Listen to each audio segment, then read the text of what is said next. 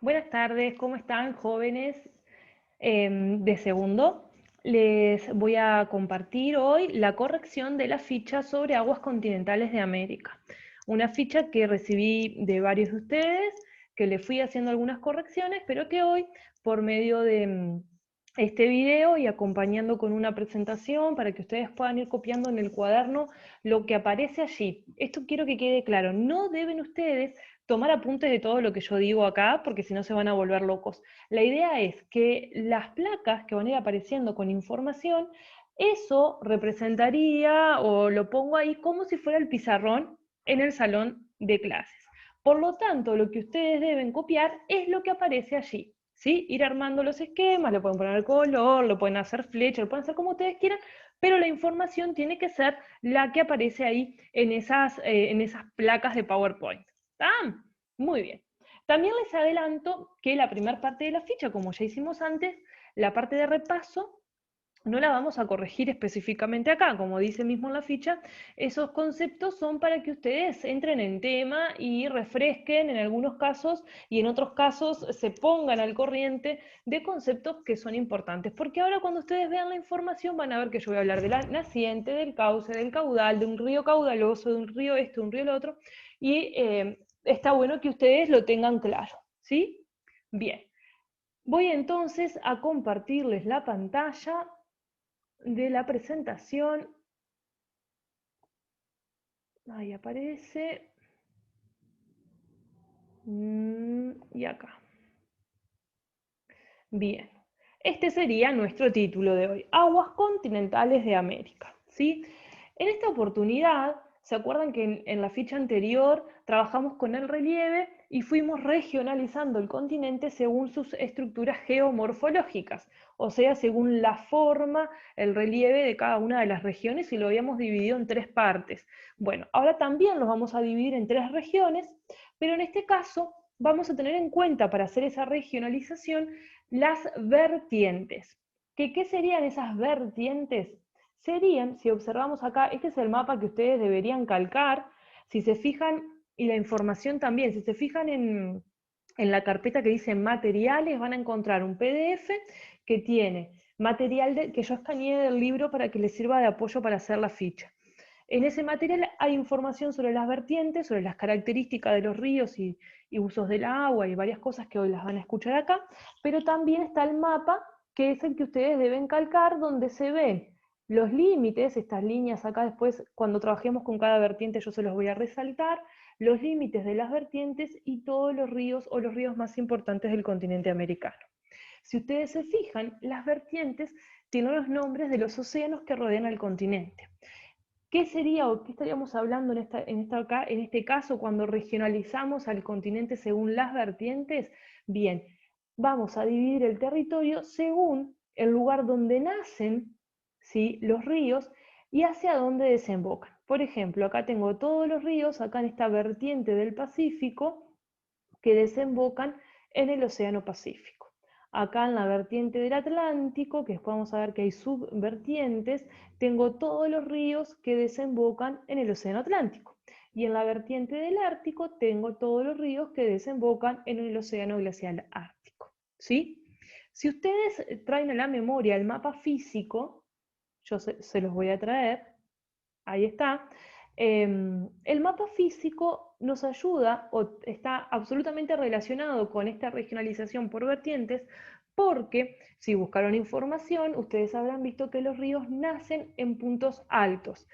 Y si comparamos este mapa con este, vamos a ver que el límite de las vertientes está vinculado con los puntos altos del continente. Por ejemplo, acá la cordillera de los Andes y las montañas rocosas, la Sierra Madre, la cordillera centroamericana, son límite entre, por ejemplo, la vertiente del Pacífico y en este caso la vertiente del Atlántico.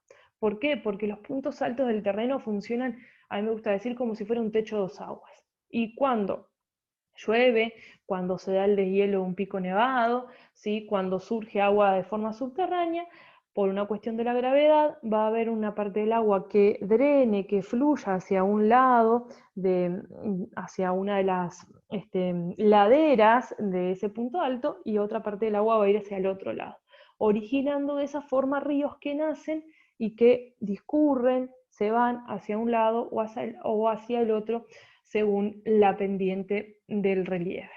Si vemos, por ejemplo, acá, vieron que acá hay un límite también que coincide con justamente el escudo canadiense. Vemos acá otro límite de una subvertiente que coincide justamente con los montes Apalaches.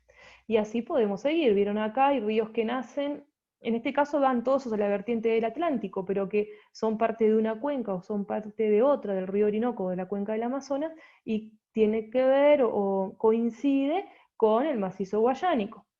Acá lo mismo, hay ríos que van hacia el Amazonas y hay otros que vienen hacia la cuenca del Plata y coinciden las nacientes con la meseta brasilera, ¿sí? Esto lo vamos a poder observar en todo el territorio americano, ¿sí? Los límites de las vertientes están vinculados con los puntos altos del territorio y cómo esos puntos altos hacen drenar el agua, ¿sí? Otra observación que podemos hacer a simple vista cuando miramos el mapa de ríos de América es que hay una muy densa red hídrica superficial, ¿sí? Todos estos hilitos azules que aparecen acá son ríos, ¿sí? Ríos de agua dulce, obviamente, ¿sí? Y que tenemos muchos ríos en nuestro continente. Y en este mapa vemos algunos de ellos por la escala. Si fuéramos a los territorios o a una escala así como más, si le hiciéramos, pudiéramos hacer zoom, veríamos que hay muchas corrientes más pequeñas, ¿sí?, que están en el territorio. También, además de los ríos, acá sobre todo en el norte, vemos formaciones de grandes lagos, ¿sí?, que muchos de ellos se formaron por la erosión del deshielo. Acá también se ven en el mapa físico, sin tanto nombre, algunos de estos vamos a ir nombrando cuando analicemos las vertientes. Les decía que muchos se formaron por la erosión de glaciares en otras épocas, ¿sí? También son reservorios de agua dulce, y además de lo que podemos ver en el mapa, América cuenta también con una densa red hídrica a nivel subterráneo, sobre todo en América del Sur, y era una de las actividades que ustedes tenían para hacer en la ficha.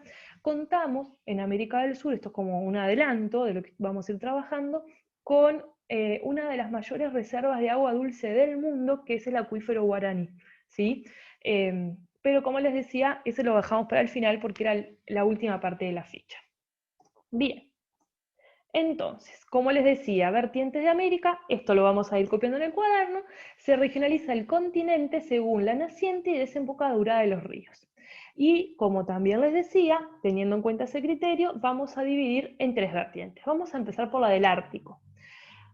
Como les comentaba, tenemos el mismo mapa que hace un par de diapositivas, pero en este caso pinté acá con rojo la zona de la vertiente del Ártico para que ustedes la puedan ver con mayor claridad, ¿sí? Y si prestamos atención a la zona, que es el próximo tema, la zona bioclimática, a la zona de temperatura en la que se encuentra, estamos en una región fría del continente, ¿sí? Y eso justamente también, además del relieve que ya les expliqué recién, va a darle características. El clima, si llueve mucho, si llueve poco, si hace frío o calor, le va a aportar algunas características a los ríos de esa región.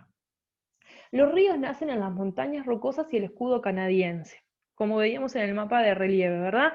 Es el límite que tiene que ver con los puntos altos del continente. Desembocan en el océano glaciar ártico. Son pocos ríos y no muy rápidos en general, sobre todo los que van a nacer en el escudo canadiense. Tengo menos pendiente el escudo canadiense, recuerden que es un relieve antiguo de altura media, y justamente eso le va a dar menos potencia a los ríos, porque el agua se mueve por una cuestión de gravedad. Si tengo picos altos y con pendientes pronunciadas, el agua se va a deslizar a mayor velocidad. En este caso, en general no son muy rápidos porque justamente hay menos pendiente en esos relieves, ¿sí? Y además, Insisto con el tema de las bajas temperaturas, que son muy bajas temperaturas. Y eso hace lo que dice acá, la mayor parte del año estos ríos están congelados, por lo que su aprovechamiento es limitado. No son ríos particularmente navegables, pensemos en eso, si están congelados no los puedo navegar. Sí pueden ser más aprovechados para los ríos y los lagos, cuando se congelan muchas veces se aprovechan para la pesca. Y no sé si han visto algunos de esos dibujitos donde muestran a los esquimales o algún animalito que hace un agujero en el hielo y se sienta a pescar. Bueno, eso es algo que sí se hace en esta región, ¿sí? Una práctica de una pesca que no es de grandes volúmenes, ¿no? Obviamente, pero sí es bastante costumbre la pesca en esta región fría del continente. Los principales ríos que ustedes van a ver allí, el Mackenzie, el río Nelson, después tenemos grandes lagos, el Gran Lago de los Osos, el Gran Lago de los Esclavos. Quiero volver, no sé si puedo, voy a intentarlo, para mostrarles, ahí me pasé. Bien, el río Mackenzie, acá no sé si logran verlo, que es uno de los más importantes de esta región, ¿sí? Y los lagos están más que nada acá, tenemos uno de los lagos y por acá otro, pero los tapé demasiado con esto de querer pintar el mapa, ¿sí? Lo voy a tener que anotar como una cosa a mejorar para la próxima presentación que tengamos que hacer. Ahora nos vamos a la vertiente del Pacífico. Estoy tratando de ir medio rápido para que no se haga tan largo el video como el último, que realmente entiendo y sé que quedó bastante extenso.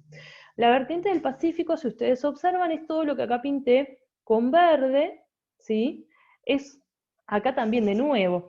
Tengo relieves muy altos que ofician como límite, montañas rocosas de los puntos más altos del continente, Sierra Madre, Cordillera Centroamericana y Cordillera de los Andes con los puntos, ahora sí, los más altos del continente. Ahora, si nos acordamos lo que decíamos en la vertiente anterior, que no había tanta altura y por eso los ríos eran un poco lentos, ya puedo deducir que con esta altura los ríos van a tener una gran velocidad. Y también puedo concluir otra cosa. Miren qué poco espacio le queda a estos ríos. Son ríos que en general son más bien cortos y que no logran desarrollarse en grandes cuencas con muchos afluentes porque justamente el trayecto que van a recorrer es relativamente corto, ¿sí? Pero a su vez, como les decía también, tienen muchísima energía, son ríos muy rápidos porque tienen mucha pendiente. Entonces, eso les va a dar una característica en lo que es el aprovechamiento del agua. Entonces, retomando, y acá ustedes ya van copiando en el cuaderno, son los ríos que nacen en las cadenas montañosas del oeste, desembocan en el Océano Pacífico, son ríos cortos de gran velocidad y poder erosivo. Significa eso de poder erosivo es que como justamente tiene una gran velocidad, el agua tiene mucha energía y tiene una gran capacidad de arrastre. Acá se van a desprender de las rocas muchos sedimentos, se va a erosionar mucho el paisaje por la fuerza de estos ríos. Los ríos principales, el Columbine, el río Colorado, que no sé si recuerdan que lo vimos cuando trabajamos el relieve, cuando vimos el Gran Cañón del Colorado, que lo habíamos mencionado y visto una fotito, el río Maipo y el Biobío, que son ríos que están en Chile y que también vamos a volver a mencionar en algunas de las próximas clases. Después tenemos el Gran Lago Salado y el lago Titicaca, que son ríos de altura. El Gran Lago, el lago Titicaca, por ejemplo, es un lago que está en una zona alta dentro de lo que es la cordillera de los Andes y es un punto turístico muy importante. Como les decía, estos ríos tienen una gran capacidad energética, no son muy navegables justamente por sus características, pero sí tienen un buen aprovechamiento energético y sí son navegables, no tanto por ejemplo para el comercio, pero sí pueden ser utilizados para el deporte o para la cuestión esa como medio de aventura, porque hay muchos rápidos y saltos de agua, justamente por las características rocosas del terreno y la velocidad que tienen.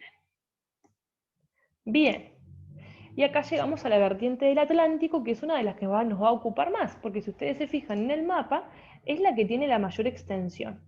Los ríos nacen en general en todos los puntos altos del continente y discurren hacia el Océano Atlántico, ¿sí?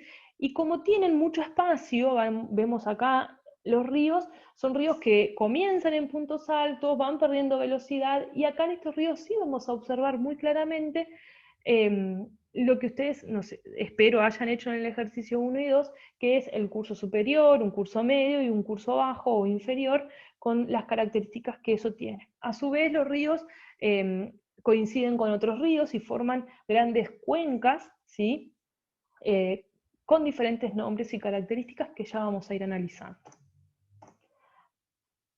Van copiando en el cuaderno, los ríos nacen en los puntos altos del continente, desembocan en el Océano Atlántico. Son ríos largos que en su recorrido reciben varios afluentes que aumentan su caudal, o sea, le aportan agua a los ríos principales. La mayoría son ríos navegables y la mayoría son utilizados y son muy importantes como vía de navegación dentro del continente. Cuando estén en tercero van a trabajar específicamente con lo que es la hidrovía Paraná-Paraguay, que está dentro de esta vertiente y que es muy importante. Para Uruguay es importante porque estamos en la desembocadura de esa hidrovía, pero también es muy importante principalmente para Paraguay y para Bolivia porque son dos países que no tienen salida al mar, y justamente el transporte por río es un medio económico y bastante eficiente para poder sacar sus productos al mundo y recibir productos del mundo a través de esa vía navegable. En América del Norte, dentro de lo que es la vertiente del Atlántico, los principales ríos se agrupan en la subvertiente del Golfo. Creo que ahí con el cuadrito de mi cara, hay, no sé si, yo lo estoy corriendo, no sé si se ve corrido en ustedes o no, pero bueno, los principales ríos se agrupan en la subvertiente del Golfo, en lo que es la cuenca del río Mississippi. Algunos afluentes del río Mississippi son el río Missouri, el Arkansas, el río Ohio, ¿tá? Y también acá vamos a ver que hay grandes lagos, el lago Superior, el Michigan, el Hurón, Ontario, Erin, que son una zona de grandes lagos que hay al norte de Estados Unidos y que algunos están incluso oficiando de límite entre Estados Unidos y Canadá, ¿sí? No sé si lo recuerdan en el mapa que les mostré al principio. Si estuviéramos en clase, yo tendría el mapa de América colgado en el pizarrón y en este momento les estaría indicando, pero no es el caso, así que cualquier duda, retrocedan un poquito y vayan al mapa para poderlo ver. Estos ríos se utilizan mucho para la producción energética, para la navegación, como les decía recién, y les dejo para lo último, lo que está en el medio, el riego.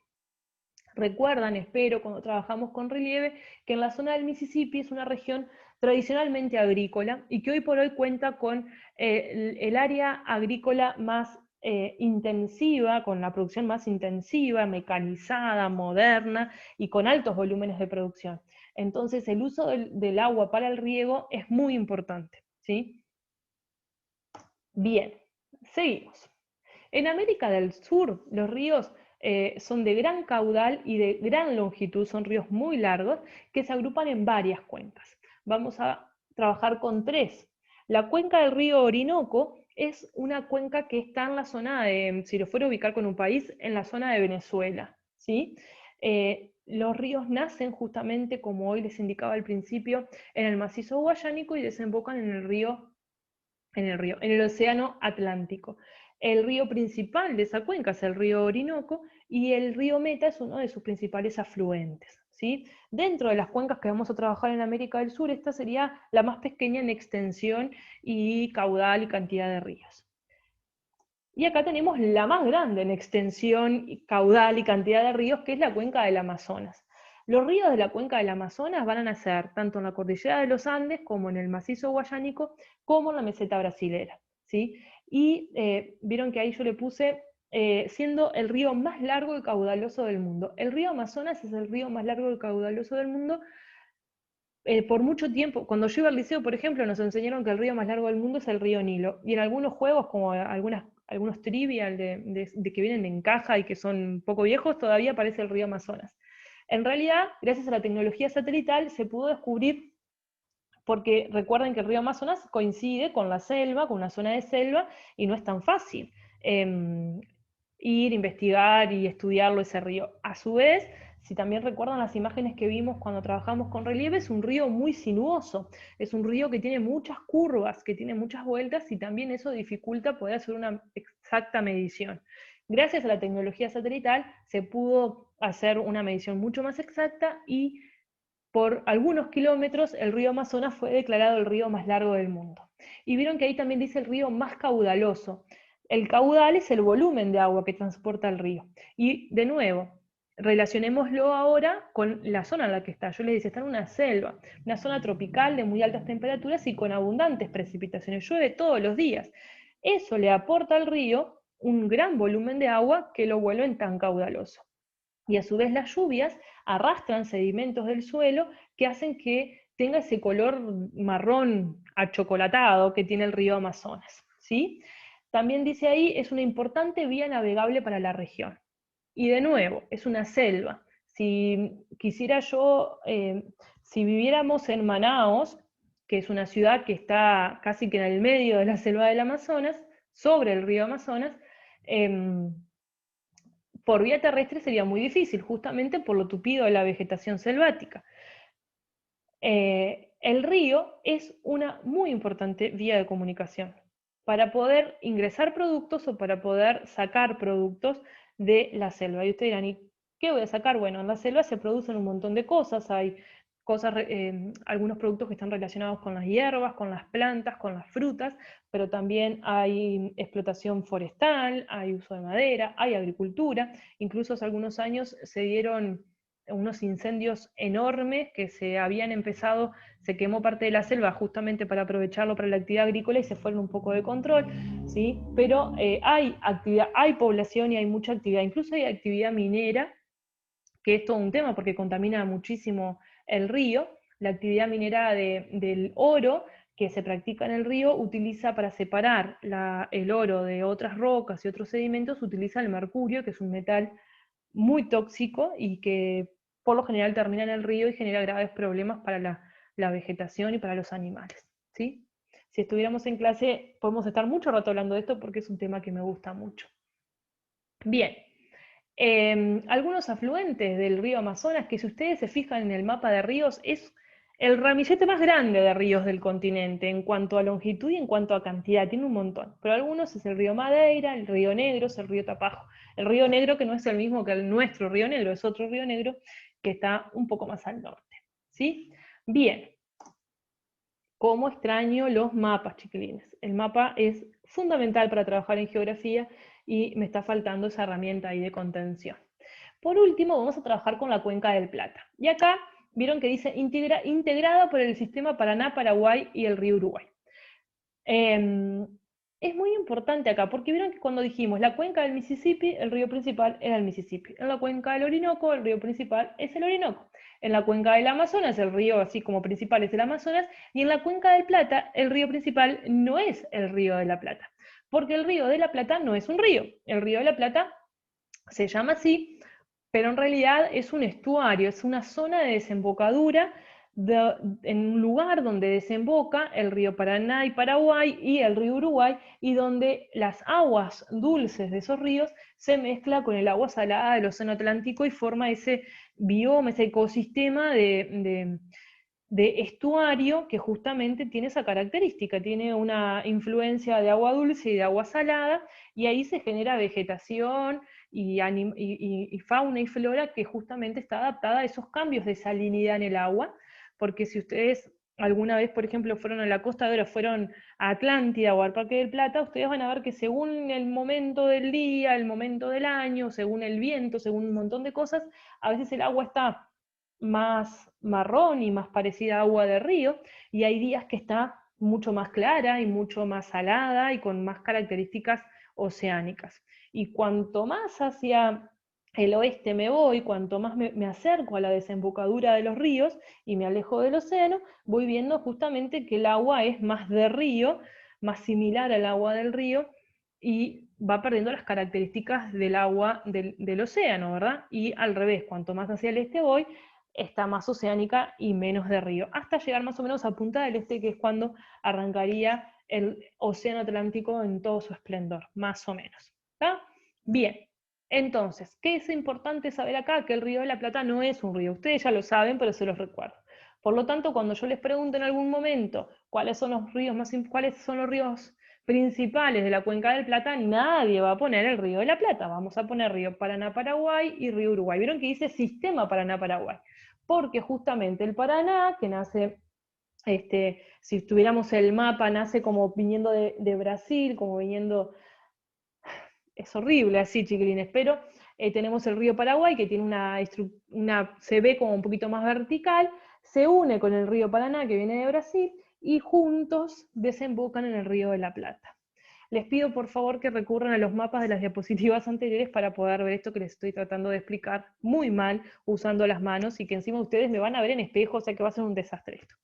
Bien, algunos de los afluentes que tiene esta cuenca del Plata son el río Pilcomayo, el río Salado, el río Bermejo y el río Negro, ahora sí el río Negro Uruguay, ¿sí?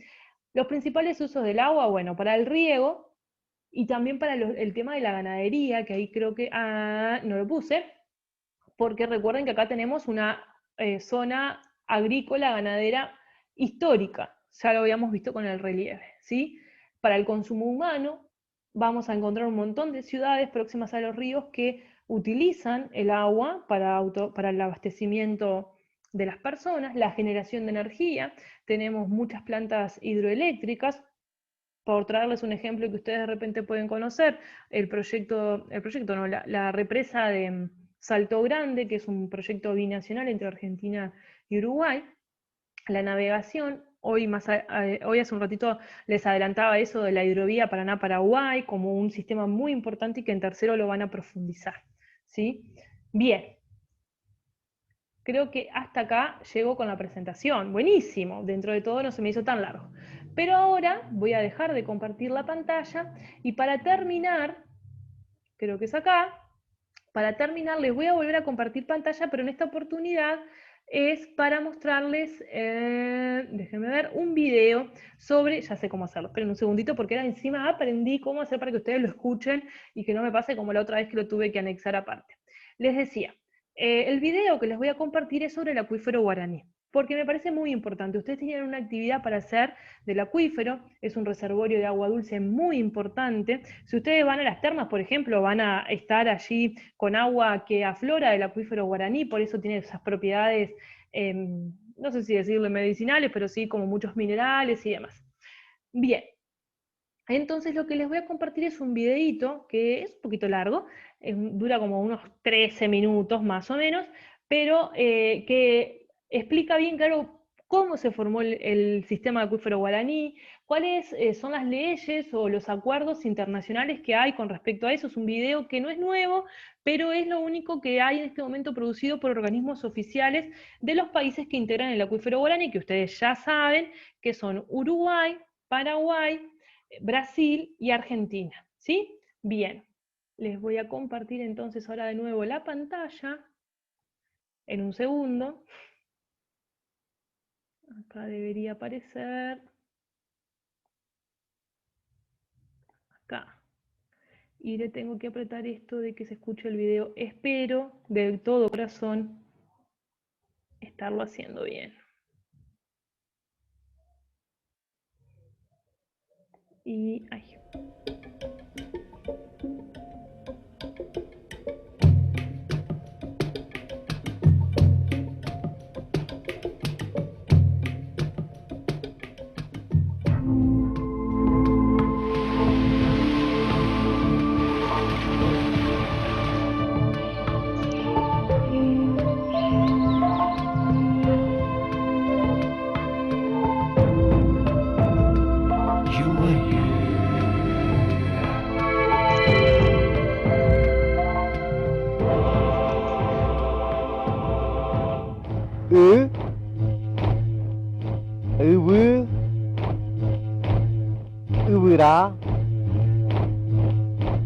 Agua.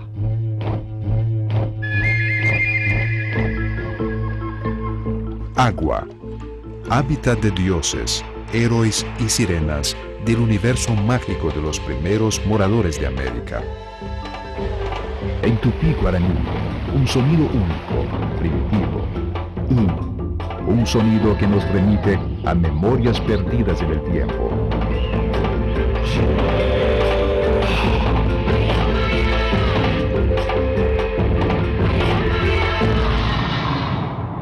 Un tiempo en el que los dinosaurios habitaban la Tierra y los desiertos arenosos de la era mesozoica cubrían la región. En el tiempo en el que América del Sur formaba con África un solo continente. América del Sur se separa de África. Por las fisuras del suelo asciende la lava basáltica, soterrando las capas arenosas. La lava endurece y forma las rocas basálticas. El clima se modifica y una fuerte glaciación ocurre en la región. Sigue un deshielo que provoca la erosión de las rocas y el afloramiento de las capas arenosas. El agua se infiltra y se acumula debajo del basalto. En el conjunto de capas arenosas y rocas fracturadas del basalto, el agua se renueva formando el sistema acuífero Guaraní, simplemente uno de los mayores reservorios subterráneos de agua del planeta.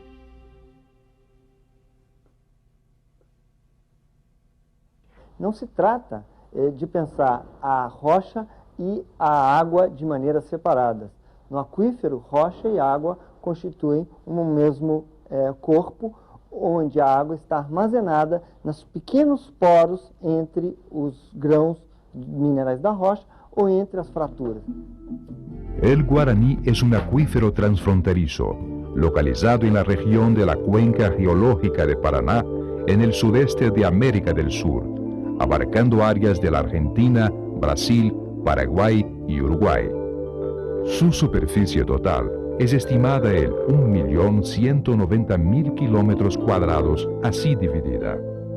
225.000 kilómetros cuadrados en la Argentina, 850.000 kilómetros cuadrados en Brasil, 70.000 kilómetros cuadrados en Paraguay y 45.000 kilómetros cuadrados en Uruguay.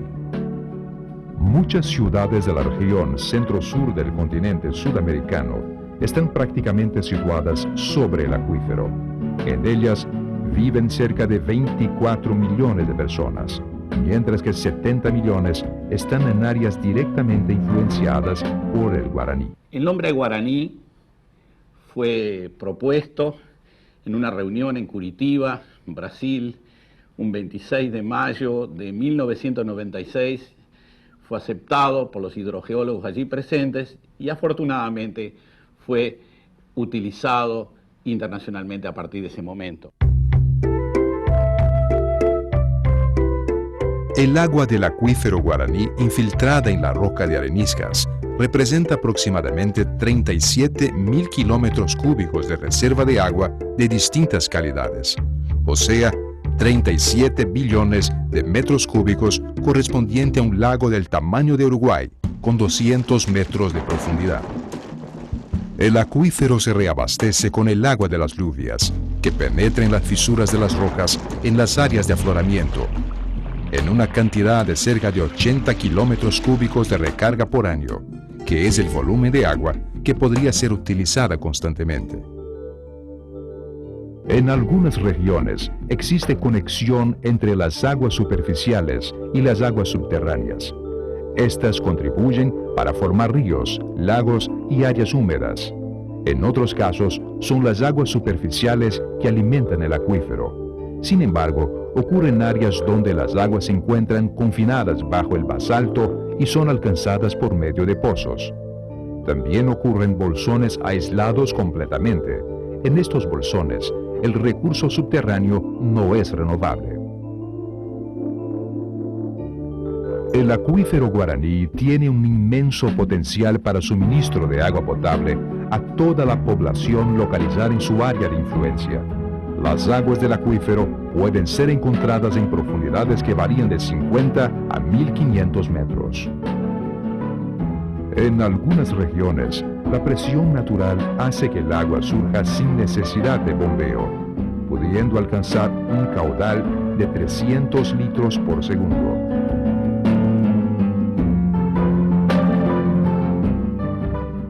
pozo de elevados caudales como este y buena calidad de agua podría suplir las necesidades de agua potable de hasta 60.000 personas, o un pueblo de 4.000 habitantes, considerando todas las necesidades económicas que dependen del agua, como la industria y la irrigación. Las temperaturas en el acuífero varían entre 33 y 65 grados centígrados. Son aguas termales que ofrecen posibilidad para diversas aplicaciones geotérmicas y para el turismo termal. Todo ello, entonces, nos obliga a un conocimiento muy detallado, muy acabado de esas condiciones geológicas para poder dar las bases fundamentales de gestión a través de simulaciones realizadas por modelos matemáticos que van a ser fundamentalmente alimentados por ese conocimiento geológico, geofísico, estructural, geoquímico, y que en detalle, en las áreas, con otro grado de detalle, nos va a permitir un conocimiento apto para la gestión sustentable del acuífero. Las principales amenazas al acuífero son la contaminación de sus aguas y la explotación excesiva. Ya existen señales de sobreexplotación en algunas localidades. Preservar la calidad y cantidad de las aguas del acuífero Guaraní es, pues, una prioridad para los países directamente beneficiados por el recurso. Para eso, fue organizado un proyecto de protección ambiental y desarrollo sostenible, a ser implementado en conjunto por Argentina, Brasil, Paraguay y Uruguay. Con acciones que serán desarrolladas hasta 2007, el proyecto Sistema Acuífero Guaraní va a desarrollar una propuesta de gestión implementando técnicas de manejo adecuadas a acuíferos, de forma a proteger el Guaraní para las actuales y futuras generaciones. El proyecto de protección ambiental y desarrollo sostenible del Sistema Acuífero Guaraní es coordinado por las 4 agencias ejecutoras nacionales.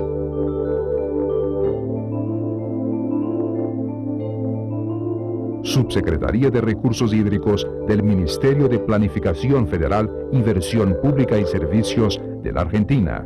Secretaría de Recursos Hídricos del Ministerio del Medio Ambiente de Brasil.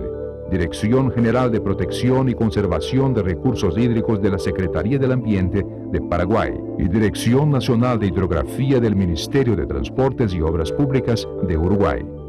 El proyecto será desarrollado en colaboración con el GEF, Fondo para el Medio Ambiente Mundial, el Banco Mundial, que es la agencia de implementación de los recursos del GEF, la OEA, Organización de los Estados Americanos, que es la agencia ejecutora internacional, y otras agencias internacionales.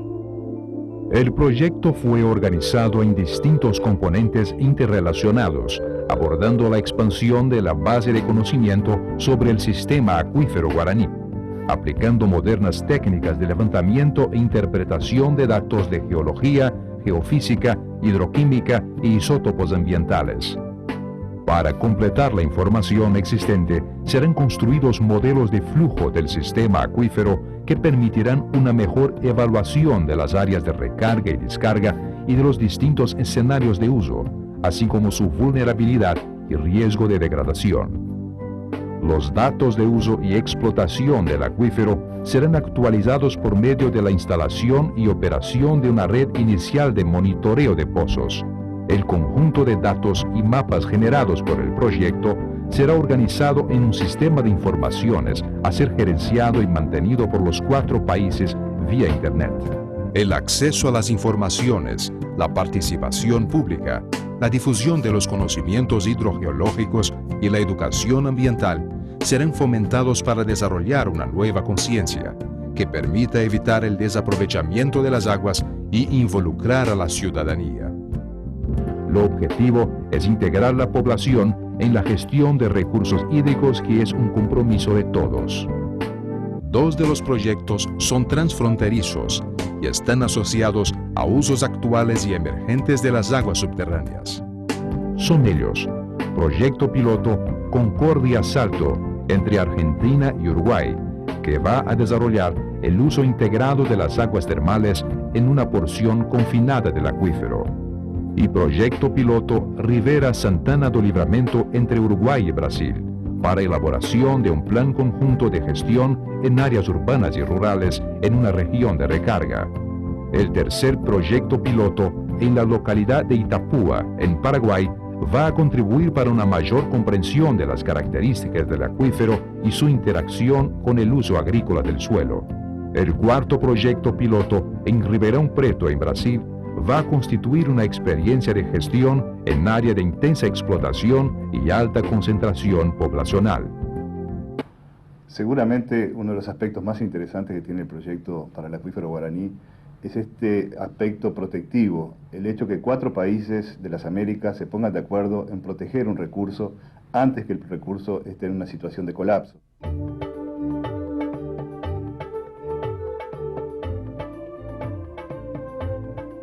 El acuífero guaraní es estratégico por sus características económicas, sociales y políticas, en virtud del gran número de personas que pueden ser beneficiadas. Las posibilidades de aprovechamiento de los recursos son muchas. Sin embargo, si no es desarrollada una gestión futura que desarrolle instrumentos y políticas coordinadas de administración hídrica, existe el riesgo de extracción de agua en volumen mayor que la recarga. Otro riesgo a evitar es la polución del acuífero. Son riesgos que pueden generar conflictos transfronterizos de difícil solución. Foi destacado pelos países uma grande necessidade de se desenvolver os conhecimentos sobre o sistema aquífero para que se possa desenvolver ferramentas adequadas para a gestão do recurso, do ponto de vista de fortalecer instituições para o gerenciamento da água subterrânea, de desenvolver aspectos e instrumentos legais e de gestão hídrica que possam ser adequados e adaptados à gestão das águas subterrâneas. De esta manera, Argentina, Brasil, Paraguay y Uruguay implementan un marco de protección y la gestión sostenible de un bien que ya fue sagrado para nuestros antepasados y que va a garantizar la calidad de vida de otros millones de personas por muchos años más.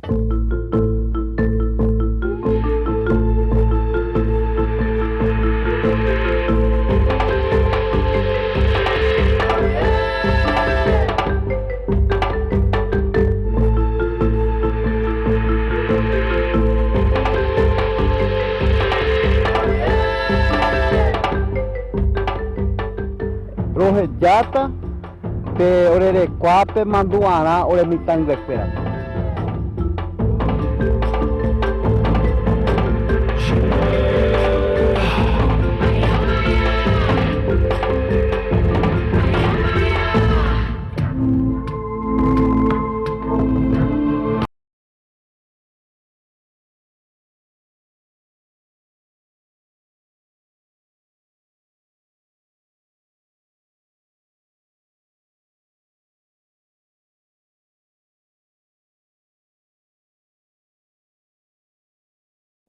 Me acabo de dar cuenta que estaba hablando con el micrófono apagado, para variar. Y justo les estaba diciendo que esperaba que haya quedado mejor que la última vez con el tema del video, que todavía me sigo familiarizando con las diferentes opciones que nos da esta herramienta que es Zoom, y aprendiendo sobre la marcha, como siempre, pero con la mejor intención.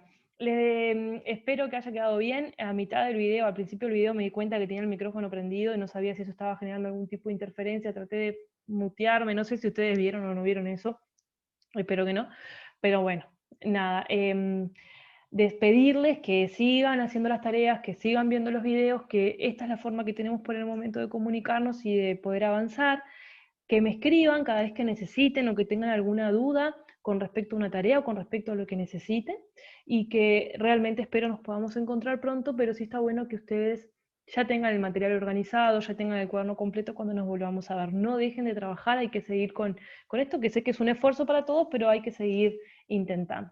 Espero nos estemos viendo pronto.